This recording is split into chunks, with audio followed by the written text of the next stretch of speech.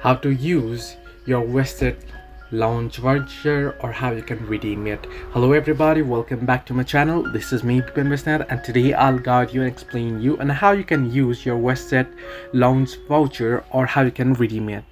Well, if you open up your Westjet application, you want to head into your accounts tab. Right at the screen you'll find it at the bottom, accounts tab, and under it you'll be able to see voucher option. I don't have any, but you'll be able to see your companion vouchers, your lounge vouchers, and advanced seat selection here.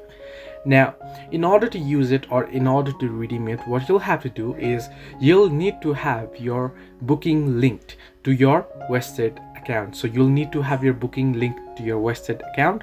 Once the lounge vouchers are converted and in your account, they will see your lounge voucher balance when they scan your ticket.